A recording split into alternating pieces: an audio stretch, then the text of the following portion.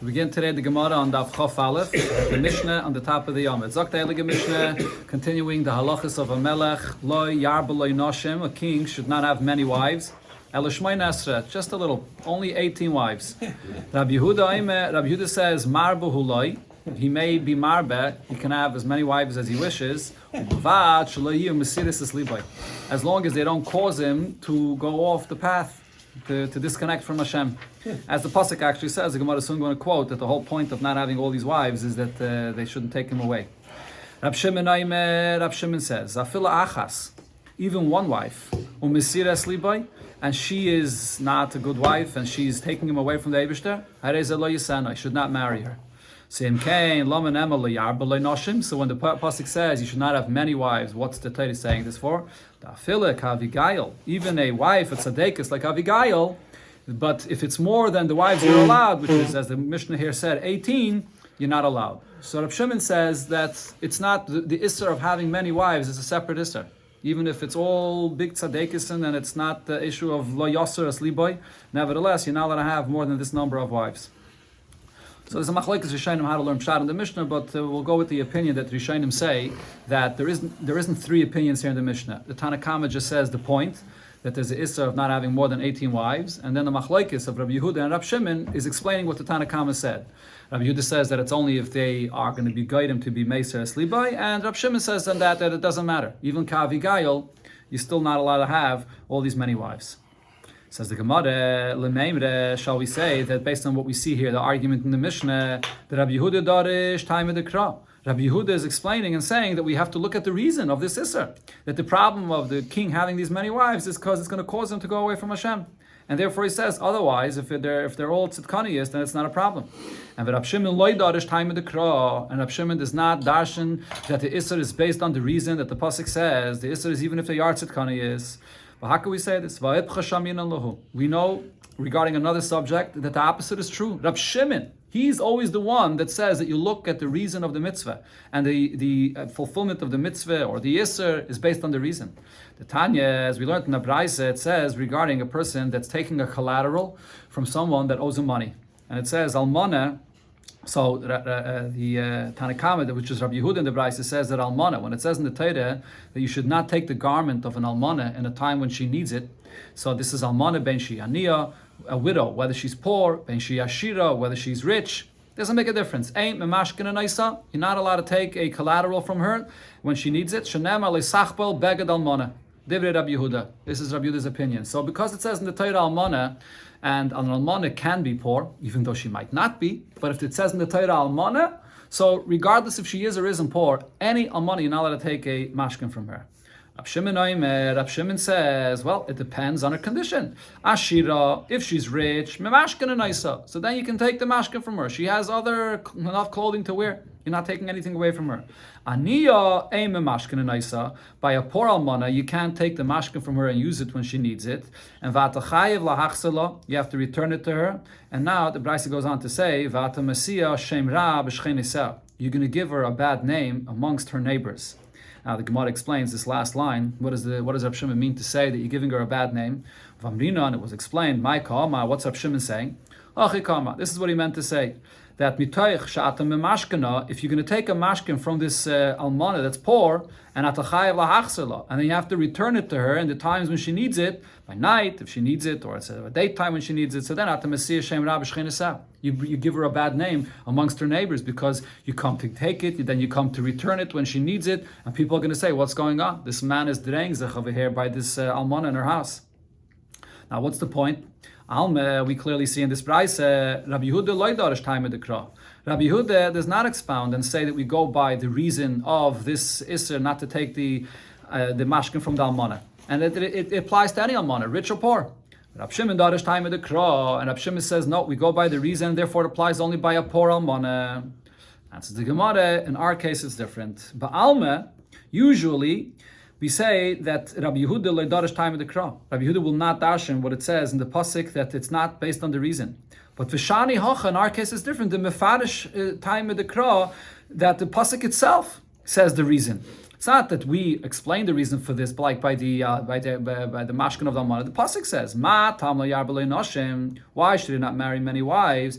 Goes on the pasuk to say, "Mishum de lo yasel levavai," in order that his heart should not turn away from Hashem. So if the pasuk gave the reason, so this only applies in such a case.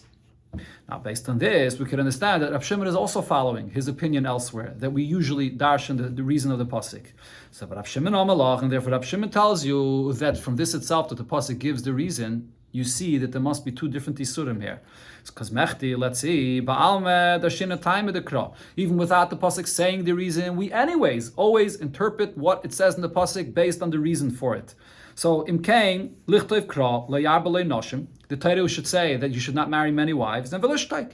And that's it. It's not necessary for the Torah to spell out the reason, because anyways, the Isser is based on this reason, it would be understood without it saying it, Beferish. And Vanoim, Amina, and I would say, Matam Layarbe, what's the reason he shouldn't have many women? Mishum de Lo Yasel, so his heart shouldn't be taken away from the Eibishter. Lo Yasel Amali, so why does the Torah actually spell out the reason of this Isser clearly? And the reason is because here the Torah is coming to say, Afila Achas Umesiras Liboy Harezu Lo Yisena. By adding the reason, it's adding a new Isser. It's saying that Lo Yasel Levavai, that he shouldn't even marry one wife that's not a tzadekes, that should take him away from the Eibishter. And then Elo Mani Mikayim Lo Yarbe. So when it says Lo Yarbe, that he shouldn't have many wives, what is the Torah saying by that? That's another Isser. Ta'afil Avigail. That even if it's all tzidkanias like Avigail, he still may not marry many wives. So Adarabah, Dafka Rav Shimon L'Shitasai, it comes out that we have here in the pasuk two different isurim. One, not to marry a wife that's not a tzadekes, and the other, not to marry many, even if they are tzidkaniyas. Okay, now the Gemara addresses the number the Mishnah said. It said not more than 18. Where does this come from? Hani Shmai Nesra Min Olam. How do we know that the number is the maximum of 18? So the source is from what we see by David HaMelech, the Chsiv, the pasuk says regarding all of the wives and children he had, Vayivaldu David Banim Bechevron. When David was in Chevron, as we learned already before in the Gemara, it says originally David, his melucha was for 7.5 years was in Chevron before he came to conquer Yerushalayim. So there in Chevron he had children, and he had from his different wives. His first son was Amnon, was born to the wife of Achinayam. Umishneyu, the second son was Kalev, which was born to Avigail, Eshes Novel Carmeli. And then Vashlishi, the third son, was Avshalom ben Macha.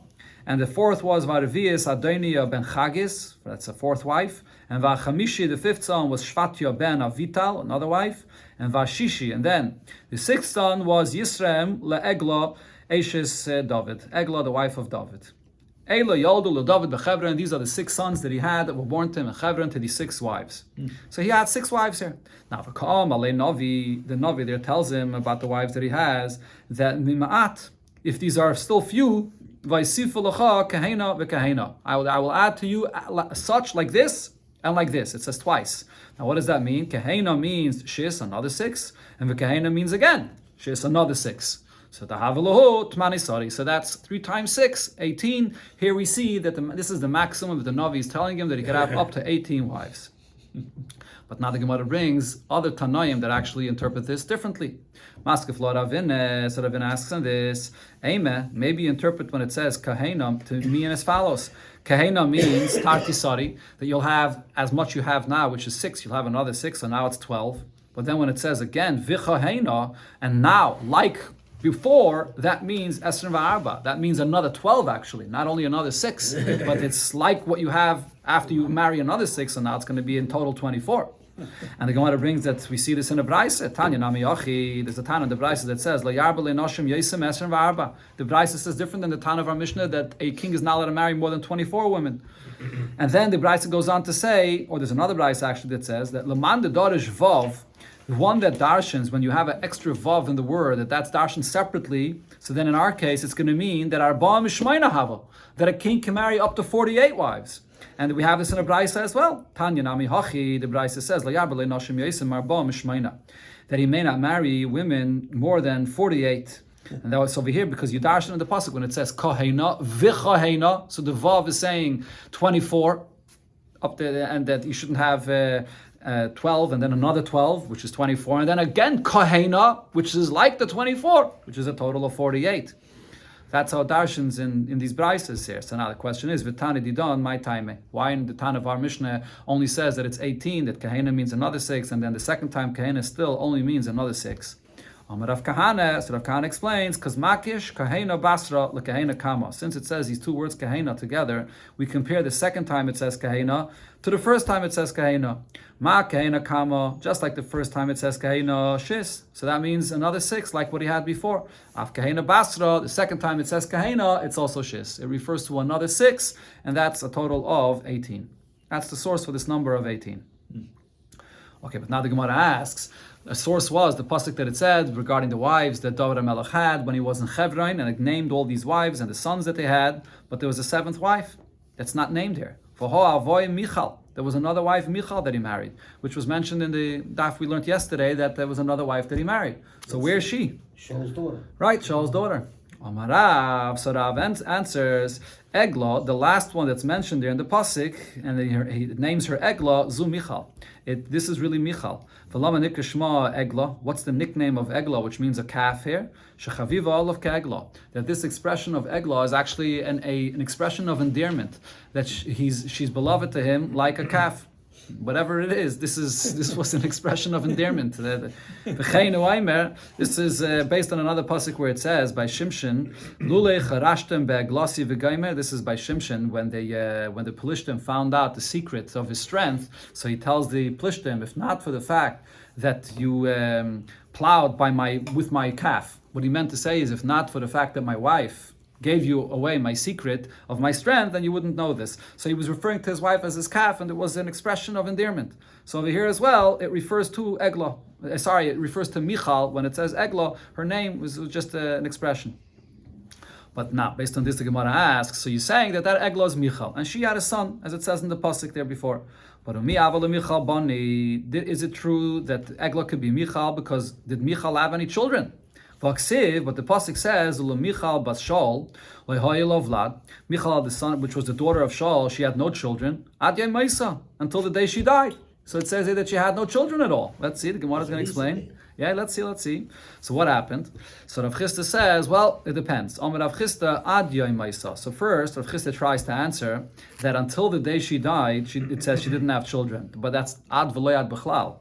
But b'yom Maisa, on the day that she died, Hoyala, then she had children, meaning she died in childbirth. But she did have a child in the end. That's what the pasuk said before, that the son was Yisrem, which was the son of Egla. But the Gemara does not accept this pshat. The Gemara asks, Merdi, let's see. When it says the pasuk that we quoted about Egla, that she had children, at what time period was that? That was actually much earlier on, when David HaMelech was still in Chevron. So if so, Mechdi, let's see. The children that it's counting this pasuk, and you're telling me that one of them is Egla, which is Michal, and so that's all still in Chevron, way earlier on. But Vilu Maisa de Michal, the story of Michal, where it says that she did something, and because of this she couldn't have any children, was later. That was Yerushalayim Haba. That's when David HaMelech came to Yerushalayim. The Chsiv, as the pasuk says, what happened there? So then, when David HaMelech came from Chevron, he finally conquered Yerushalayim, and he was able to bring the Aron and bring it into its proper place. So it says that David HaMelech came and he was dancing and singing and clapping, mamish, like someone that completely lost his mind. He was so excited about what he was able to finally do for the Aron. And there it says that Michal bas Shaul, Michal, the daughter of Shaul, which was the wife of David HaMelech, nishkafa mi'abad ha'chaloin, she looked out of the window. That the way David HaMelech was dancing and clapping, and he was completely lost himself. And Vatives, he became despicable in her eyes. Now, because of this, because of this, she got her punishment that she did not have any children. So what we see over here is that she got punished afterwards, that it says that she did not have children. But before, we quoted a pasuk that said that in Chevron she had already a child. So how are we saying before Rav Chisda offered the answer to say that she only had a child later on when she passed away in childbirth? That's when she had a child. That can't be. This Gemara, this story about David HaMelech is something that the Rebbe once brought.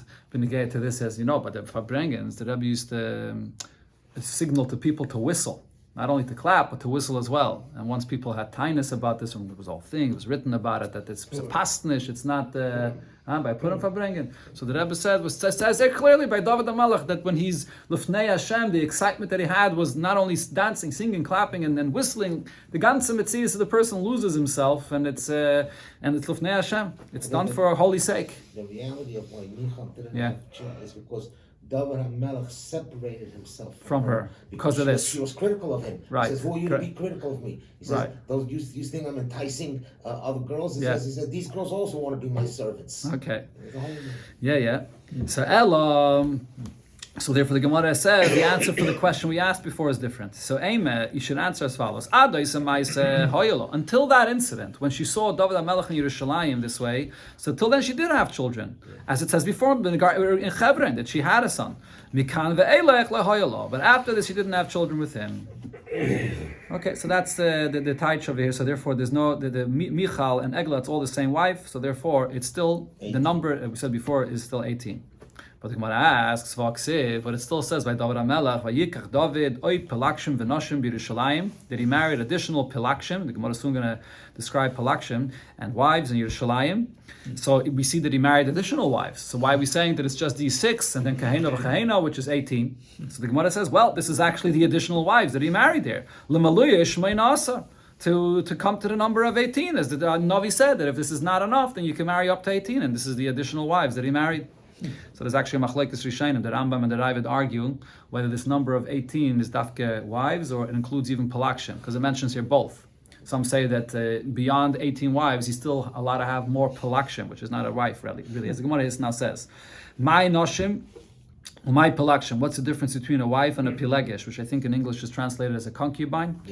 Amar Rav Yehuda, Amar Rav, noshim b'ksube or b'kedushin. A wife is married properly with a ksube, where there's the contract of the ksube, all the details of it, and a proper kedushin. Pelakshim, however, is beloy ksube or beloy kedushin. This is a woman that a man can live with, and there's no ksube here, and there's no kedushin either. And this is something which is only for a melech. By a melech, this is allowed. Not b'chlal, but over here, he took pelakshim, and this is without, it's not a regular marriage b'chlal. David HaMelech, this is... That's before Matan Torah, or what the union of pelakshim over there is. Okay. Amar Rav Yehuda, Amar Rav. Rav Yehuda said in the name of Rav, since we spoke about David HaMelech, and the children that he had, so it says, Arba meyis yiladim, hayuloi leDavid. 400 children David HaMelech had, and v'kulan b'nei yefas toyer hayu. And these children, they weren't really all his children. They were living by him, but they were not his children. Who were they? They were the children of a yefas toyer. Now, what's a yefas toyer? A yefas toyer is when you can go out to war, and there you see a yefas toyer, a beautiful non-Jewish woman, which you're not allowed to marry. But nevertheless, as it says there, the Chazal, Dibra Torah Keneged Yetzahara, that the Torah allowed you to marry this woman, and then later on you magaya her. After you have to have her sit, Yarach Yamim, the process until later on you're allowed to marry her. That's the story with the Yefas Toyar. The Mephoshim say that Avshalom was also, we'll see soon. We'll see, we'll see soon. Okay. Now this Yefas Toyar, just for the shot of the Gemara here, there's a machlokes between Rashi and Tosfos Rabbeinu Tam regarding this halacha of the Yefas Toyar. According to Rashi, the case with the Yefas Toyar, that the Torah says that a man is allowed to marry her even though she's a non-Jewish woman, he actually is not allowed to have any relations with her until he's Megayah her. He has to wait until he's Megayah her. Dibra Torah Keneged Yetzahara, and the Torah understands that if will allow you to be Megayah her, and this is not really a regular kind of gear. Usually you don't do gear in such a way. Usually you don't do gear for the sake of a marriage. But here, even though it's a gear for the sake of marrying her, the Torah allows it, and then you can have a relation with her. That's Rashi's opinion. Rabbeinu Tam, other Rishonim, they'll say, no, by Yefas Toyar, when he meets her, he's allowed to have a relation with her once, but then later on, if he wants to continue to be married with her, then he has to wait until he's Megayah her. Okay, so now, these 400 Yuladim here, by David HaMelech, were all the children of Yefas Toyar, that the soldiers brought in from the army. Umigadli bloidius hayu, and they had a bloidius, which actually means a ponytail. They would shave their hair in the front, and then they would have these ponytails. And v'kulon yoshvim b'krainis shalzav, they would sit in these golden chariots. Umahalchem b'roshe gaisis hayu, and they would travel in front of the army when Yidden went out to fight. And v'hem hayu balei agroifin shal beis David, and they were the strong men of David HaMelech in the army. But Mefarshim actually say that they did not actually fight in the war. because David HaMelech only sent out Yidden and Tzaddikim to fight to win the battle.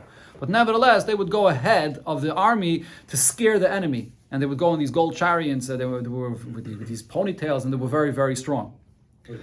Huh? Why did you ladies? Again? The ladies were so strong? No. We're talking about the children, the Yeladim, the children of the 400 children of these Yifas Tayar. Okay, that's the story with the Bnei Yifas Tayar. Now, so based on this, the Gemara brings another thing that Rav Yudah Marav. Rav Yudah Marav, Tamar bas Yifas Tayar Haisa. Tamar, which was a daughter of David HaMelech, she was a daughter of the Yifas Tayar that David HaMelech himself married.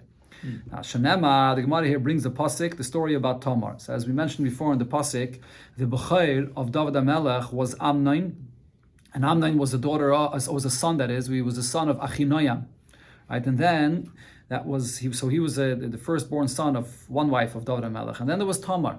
Tamar was a daughter of another wife of David HaMelech, and then that was a Yifas Tayar. Shenema, now the Gemara here brings the story that it says, and this is a story, and we'll see soon the details of this, that Amnon wanted to marry his half sister, which was Tamar. Okay, now the pasuk there says that when Amnon came to Tamar and he wanted to have a relation with her, so Tamar says, "Why do you have to do it in this way, against my will and without letting my father know?" Va'ata dabena Ela Melech, speak to the king, speak to David HaMelech about this. He's not going to prevent you from getting married to me, and therefore we don't have to do this in this kind of a way. Now, the Gemara explains, if you're going to say that Tamar is born from another wife of David HaMelech, and that was from another wife of David HaMelech after this wife was already a full Yid, and Tamar is a daughter, if so, is a sister, is he allowed to marry a sister? They're sharing the same father, David HaMelech, from one wife, from another wife, and both of these wives are Yidden, and then this is a brother and sister that share the same father. So how is Tamar saying to Amnon that my father will allow you to marry me? If so, it must be that Bas Yifas Tayar Haisa, that really Tamar, she was born from a relation of the father to the Yifas Tayar, either before she was Megarik completely, as I mentioned before, according to the Rishonim, that you can have a relation before the Gir altogether, or according to Rashi, even though it's after the Gir, but it wasn't the Gir Belev Shalim. At that point, she wasn't really yet a Giyadis. And therefore, in such a case, if the father marries a Goyish woman, so then there's no paternal relationship between another brother that comes from the same father from another Yiddish wife. There's no relationship between them. So therefore, Tamar was telling Amnon that the king, my father David HaMelech, will allow us to get married. So therefore, it must be that Tamar was a daughter from a Yifas Tayar before she was properly Nizgayah. Now here, the Gemara brings the story of what happened between Tamar and Amnon. Did not have a good ending, as we'll see here. Amnon had a friend, Ushmoi Yeinadav ben Shimi, Achi David.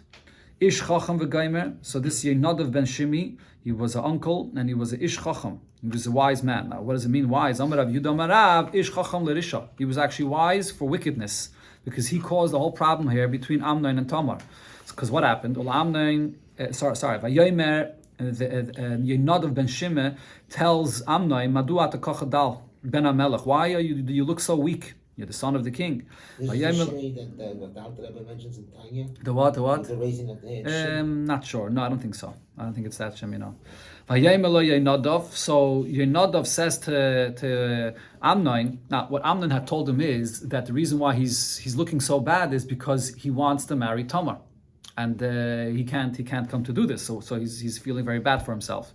So Yeinadav tells him, Shchava mishkavcha v'haschel, lie into your bed and fake it that you're not well, and then tell the king that I want my sister Tamar to come and serve me and take care of me. And ad v'asa le'enai Sabiria shall come and prepare food for me in my presence. And then Shitaka came and she was serving him. Vatika chameshares vatitzek lefanav, or I pronounce this word over here. Vatika chamashres, and she took the pan of food and she poured it in front of him. What did she prepare for him? Amar Rav Yudah Marav she'asaloi mine tigun. She fried for him foods and she prepared it for him. And then after that, when they were secluded together in this place, so then he had a relation with her against her will, actually. And this is the story. This is all. Yeah, this all happened because of who? Because of Yeinadav that gave this advice. But then the Gemara goes on to say, Vayisna Amnon sinna gedolah ma'od, that later on Amnon hated Tamar tremendously. What's this? What happened over here? My time. What's the reason for this? Amar Rabbi Yitzchak. So Rabbi Yitzchak said, Nima nikshiralai v'asasai krus shavcha. What happened is there was a hair that got tied to his aver, and it turned him into a krus shavcha. It severed it to some extent, and it became what the pasuk calls a krus shavcha. So therefore he hated her for this. Now the Gemara asks, why did he hate her for this? Why is it her fault? If it just is again, what did she do? It's not her fault that this happened. Rather say that she did this. This was her revenge against him, that she did this and she caused him to become a krus shavcha. That's why he hated her for this. But the Gemara asks, how is this story possible to say?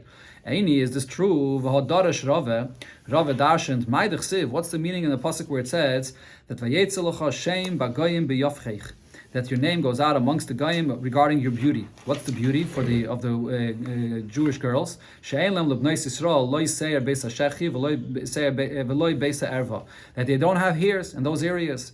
That this was the beauty, that in those times the teva, the nature of a Jewish woman, was different than any other woman, that they have no hairs. And the Shainim say it doesn't mean no hairs mamish, because you have to have the simon of gadlus. What they didn't have long hairs in this area. So how could you say that this hairs caused that he became a krus shavcha? So the Gemara answers, Shani Toma the Basi Fastoyravai. Going back to the point we said before, she wasn't a regular Jewish girl. She was born from a mother that was a Yefas and at the time of the relation with David HaMelech, she wasn't yet a proper Giyaitis. That's the conclusion. That's the end of that story that happened here. Now, what happened afterwards? Atikach Tamar Efer al Roisha. So after this, because of what happened, she was so depressed about this, and she wanted to demonstrate this to everyone, to be careful about this. She went and she put ashes on her head, and Vesksainas Hapasim, or the way it says it in the pasuk is that Uksainas Hapasim Asher Alea Kara, and her garment that she wore, she tore it because of what happened to her. So Tana Bishmei Rabbi Shua ben Karcha. So Rabbi Shua ben Karcha said about this, Geder Gadol Godra Tama Baisasha, a very big fence Tamar accomplished by doing this, because Amru, all other girls said, if to a princess such a thing could happen, Libnai said Yaitis, to any other regular girl, Alachas Kama V'Kama, definitely such a thing could happen. So you have to be very careful not to be with a yichud, secluded with another man. And if for a woman that was so modest, such a thing could happen, Leprutzais, for a woman that's not that modest, Alachas Kama V'Kama, definitely this can happen. What was her true?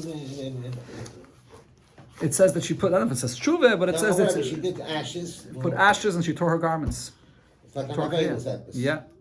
Why? Because she wanted to show. Well, it says here that she showed for everyone else to be careful with this. Be careful that you shouldn't come to the same situation. Yichud. The Gemara is going to say now the name of Yichud. Amar Rav Yud Amar Rav. So Rav Yud said in the name of Rav about this, that Ba'is Shah is at that time that Gazru ala Yichud valapnuya, that Chachamim decreed the Isser of Yichud to be secluded with. Now Yichud here means with an Eshes Ish, with another woman that's already married, and also with a Pnuya, also with a single girl. Now the Gemara asks on this, how could you say that it was that time that there was the Gzeira on the Yichud with a Eshes Ish? Yichud the Iraisehu. The Yichud with an Eshes Ish is learned from a pasuk in the Torah.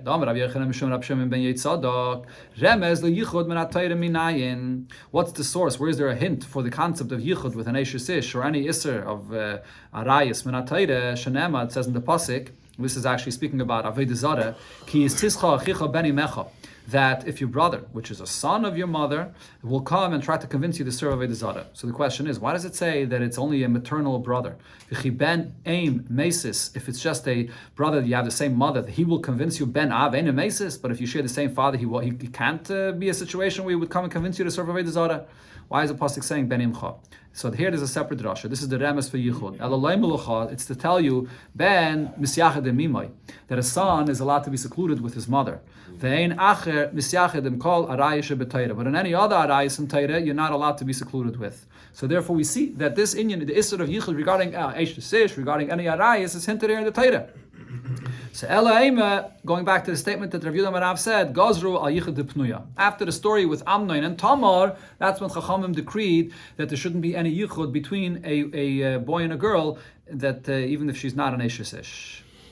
Okay, now the Gemara finishes off over here. When you get to one of the children of David HaMelech, Va'adoniya ben Chagis, which was mentioned before, one of the sons of David HaMelech, Misnase Lemar, see, he held himself very high and he said, Ani emloch, I'm going to be the king. Amar Rav Yehuda Marav, so Rav Yehuda Marav said, Malamid, Shebikesh Lohelmai. He tried to use the crown of David HaMelech to see if it would fit him, V'loyel Masai, and it did not fit him. So here what happened was, this crown of David HaMelech, Rashi says that it had some kind of a gold piece that went across the crown inside. And when you put it on your head, it doesn't fit on. And by David HaMelech, so he had some kind of an indent in his head that it was able to fit perfectly. But he did not have that, his head wasn't shaped in that way. So it didn't fit him. Okay, now what did he do in order to try to be a king? Vayasloi rechev u'paroshim, prepared himself a chariot with riders, and also 50 men running in front of him. This was all to demonstrate the fact that he's going to be a king. But the Gemara asks, Mayra Buse, what's the big chiddush that he has these runners in front of him even if he's not a king, he's a prince, and that's still befitting for him. Amar Rav Yehuda Marav, that he did something more. Kulon etulei tchel, these runners that he had in front of him, he took out their spleen in order to help them run quickly. And the spleen is weigh a person down and makes them weak that he can't run quickly. And also v'chakuke kapes raglayim hoyo. And he also took away the flesh of their soles in order that they should not be hurt from where they're running on with the stones and whatever pieces it is, so they should be able to run quickly. Okay, that's so therefore he did these unique things in order to be able to become a king. Okay, let's continue. Zok Deilige Mishneh regarding the halachas of a melech loy yarbeloi susim. A king should not have too many horses, only for what he needs for his chariot. And also the kesef v'zav le'yarbelei moed. It says in the pasuk he shouldn't have too much silver and gold. Only enough of what he needs in order to give the wages for the army, for the soldiers. Another halacha regarding a king, the kesef le'sefer Torah l'shmoi. He writes a sefer Torah for himself. And Yetzel Muhammad Maitzia Imai. He goes out to war and he has this Sefer Torah with him. Nichnas hu machnisa imai. He comes in, he has it also with him wherever he goes. Yeshiv badin, if he's sitting in judgment, so he imai. The Sefer Torah is with him. Meisev, and he's just sitting and reclining, he connects. The Sefer Torah is right across of him. Shenema, as it says, v'oisi imai, that the Sefer Torah by a melech has to be with him. V'kara boy kol yemechayev, and he reads from it all of his life. Okay, so the Gemara will go through these details here, the three things the Mishnah mentioned regarding the horses, the gold and silver, and the Sefer Torah. Tana Rabbanan, so in Abraisa we learned, it says, La Yarbelei Susim, should not have many horses. Yachel, I would think that's a Filikadema Kaftoi Parashov, even for what he needs for his chariot and for his riders, he's not allowed to have horses for them.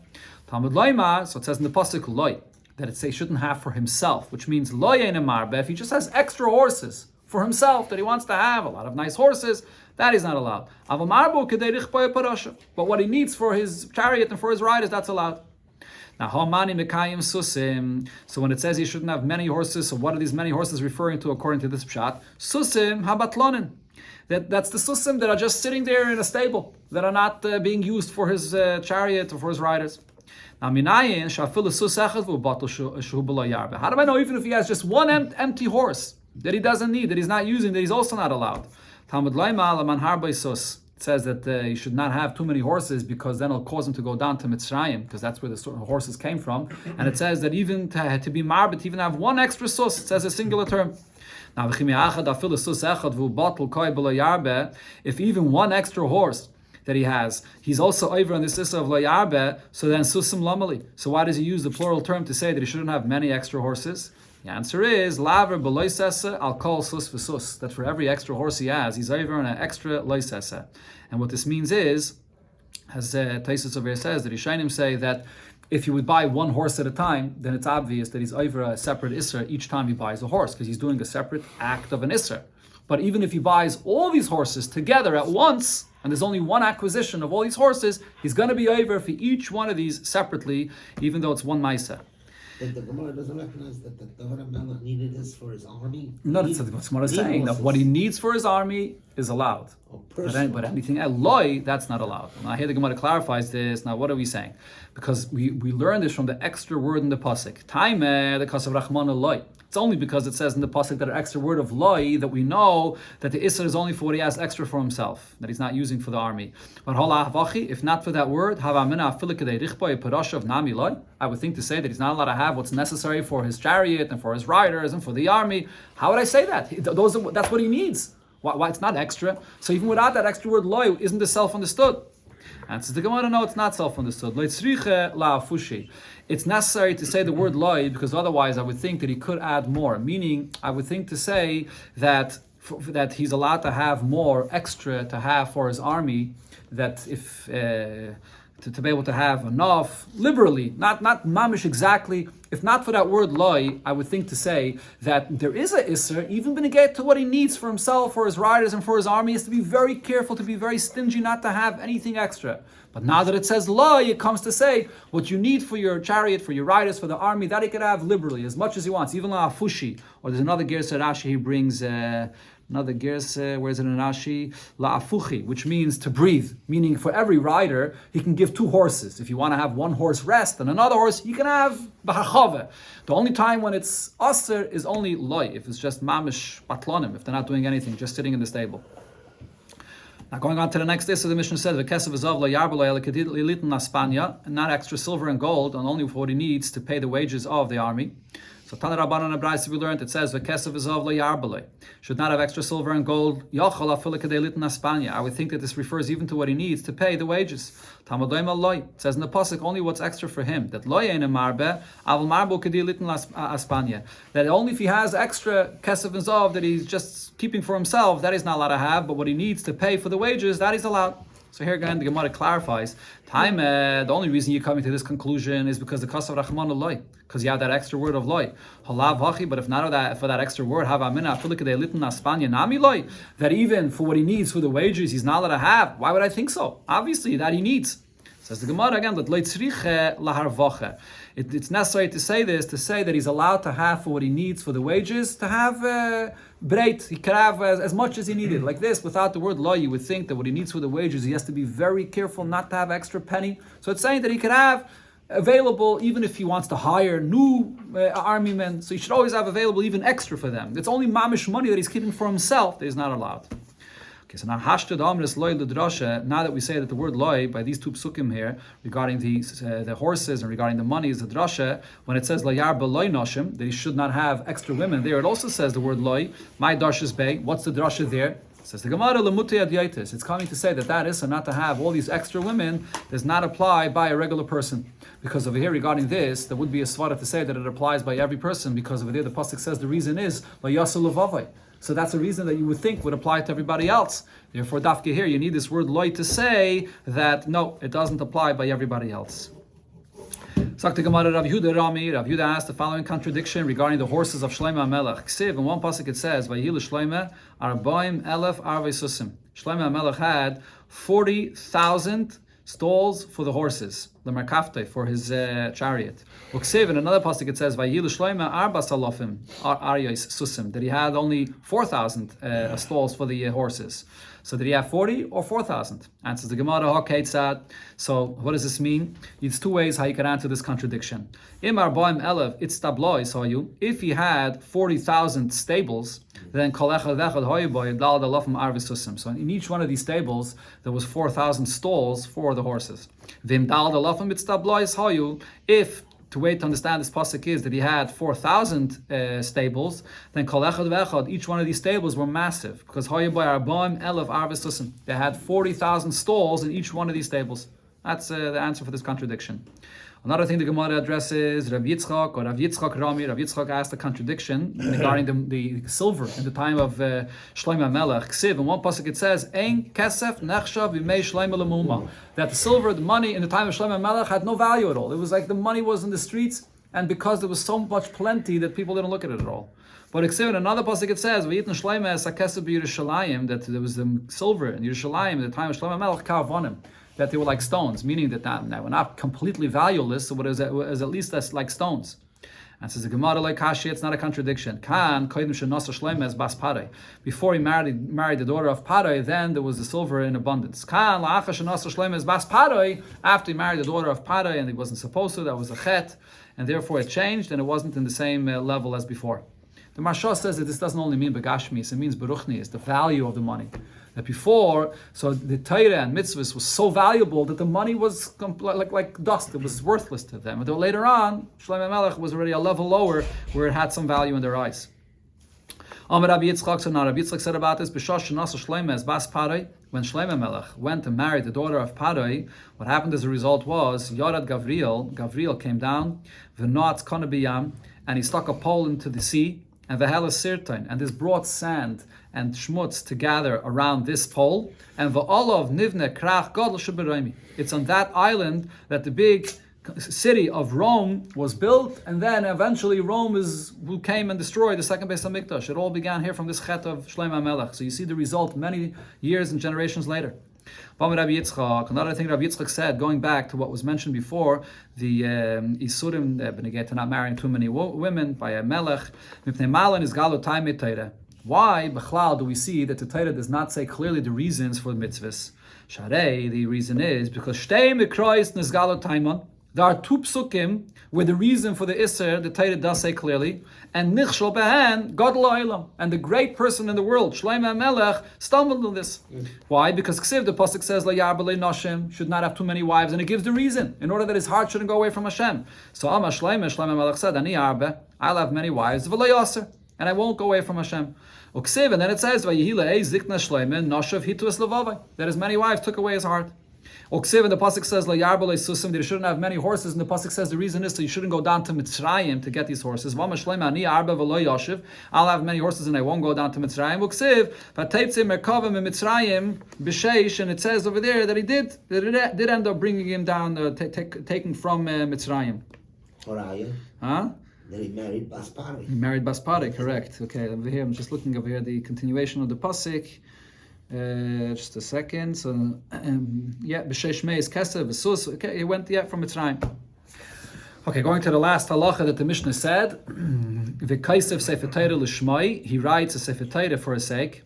The king, that is, Sotan and Abraisa, we learn to bulvat shelo yenisna b'shel aveisav. He should not beautify himself with this sefer Torah, with a Sefer Torah that he gets from his ancestors. He has to write himself his own Sefer Torah. The Braisa uses the term Yisna, as we'll see soon. This is a Sefer Torah that the king is sort of adorned with. He like Mamish has it with him like a piece of jewelry. Wherever he goes, he keeps it on his body. So like the Gemara, Omar Rave, so Rave said, what Rabbi said, huh? He said that it was like a stand. Let's see. The Gemara is going to say. No, the Gemara is going to say here. Afal Pi she'enicha lo yaveisav la'adam Sefer Torah. Now Rabbi says that this is not only by a king, but there's a mitzvah that every Yid has to write a Sefer Torah. And that mitzvah that every Yid has, even if you get a Sefer Torah from your father, from your ancestors, mitzvah lichtav mishalai. It's a mitzvah that you should write your own Sefer Torah. Shanem, as it says, va'ata kisvu lechem es hashira, and even though shira refers to azinu, but Chazal darshan that this means that every single Yid has a mitzvah to write a Sefer Torah, or at least to buy his own Sefer Torah, to hire someone as a shliach to write for him his own Sefer Torah. This is something that the Rebbe addressed many times. Why, at that time when the Rebbe spoke about the Oisius and the Sefer Torah, why don't we fulfill this mitzvah? And there's 2 points about this. One is that today, the mitzvah of writing a Sefer Torah is fulfilled by owning Sfarim. When you buy Sfarim, and that's where we learn from today. We don't learn always from the Sefer Torah. We only use it for Kriyas HaTorah. That's how we fulfill the mitzvah today. This is connected to Hey Tevis, buying Sfarim, to have Sfarim to learn from. And also, the Sefer Torah that a community owns, and you always can go to the Sefer Torah and have an aliyah from it, that's being bought, and it's for the whole entire community, that everybody has the ownership on it, that it's his, and therefore when he goes to it and has an aliyah, it's his Sefer Torah. That's how you fulfill the mitzvah. Okay, now Esvei Abaye, so Abaye asked Rabba on this, because here basically Rabba is saying that the same halacha that we're saying regarding a melech, that he has to write his own Sefer Torah, so everybody has the mitzvah that they shouldn't take from their ancestors, but you have to write your own. But Abraisa says, "V'kaisav lo Sefer Torah l'shmai, shelo yisna b'shel acheren," that the king writes himself a Sefer Torah, and he should not beautify himself with the Sefer Torah from others. So now in this Braisa we see melechim had yitloi. This only applies to a king, but it doesn't apply to anybody else. And says the Gemara, no, this Braisa is actually saying something else. That a king actually has to have 2 Teiris. Okay, the Tanya, as we learned in the Braisa, it says in the Pasuk of Cost of Lawyers, Mishnah Teira Zayis, he writes a second Sefer Teira. Kaistav Lishmai Shtei Teiris. He has 2 Teiris. Why 2? Achas Shiyetze V'Nichnes Simai. One Sefer Teira goes out with him and in with him wherever he goes, as the Mishnah said when he goes out to war. And the Achas Shemonachas Le Bebeis Genozov, and one that stays inside in his house and his treasure. The one that goes in and out with him, it's made like a small sefer Torah, which is like an amulet, and he hangs it on his arm. That it's the Eibush is with him all the time. But he doesn't enter with it into the bathhouse, or to the bathroom, which is he only has a sefer Torah with him in a place where you're allowed to read from the sefer Torah.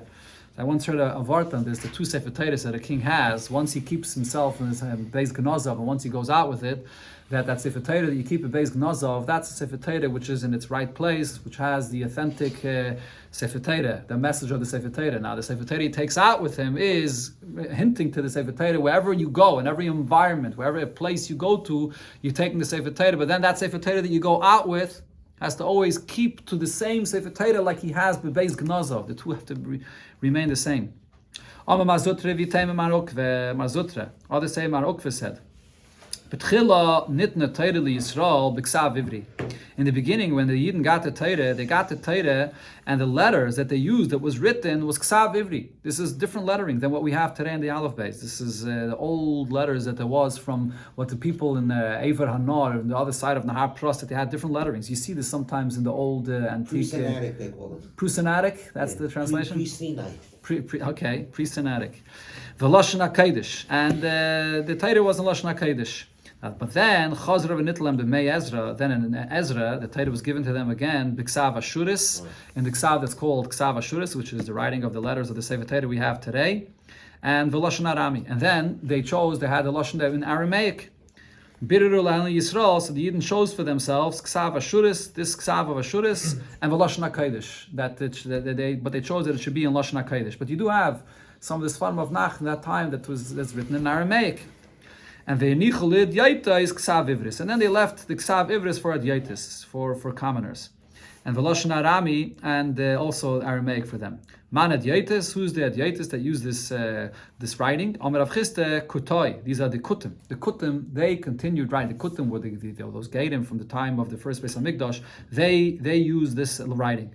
Now, my Ksav Ivris, what's this Ksav Ivris? Omer Avchiste Ksav Libuna. It's a Ksav Libuna, which is larger letters, and Rashi says it's used in some amulets and kameis and in mezuzahs. That doesn't mean inside the mezuzah, but what's written on the back of a mezuzah. So that was that's what this Ksav Ivris is.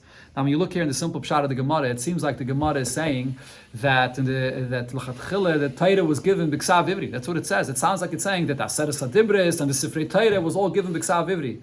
But there's many rayas that can't be the case. There's a famous Gemara in Megillah that says regarding the letters in the Luchais, the Mem and the Samach, the way we write Mem and Samach in the Luchais. It doesn't mean regarding the Sefer Torah and the Luchais. It means the Yidden. They wrote for themselves Torah in this Ksav Ivri, and they used it, that was their language. But the Luchais and the Sefer Torah was always written the Ksav Shuris that we have today. Tanya, we learned in the Braisa regarding Ezra. One second, let me just finish the Gemara. Rabbi Yossi said, Roy Hoyel Ezra, Shetinasan Torah al Yadel Yisrael. Ezra was on such a level that the Torah could have been given through him to Yidden. Il Malik Had Moshe, if not for the fact that Moshe already gave it. Because by Moshe it says, Moshe Allah Alakim, Moshe went up, it uses the term Allah. And by Ezra it says, who Ezra? Allah mi Bavel, also says Allah came up from Bavel. Ma aliyah amakan Torah, the aliyah by Moshe Rabbeinu was to receive the Torah. Af aliyah amalahalon Torah, by Ezra also is for Torah.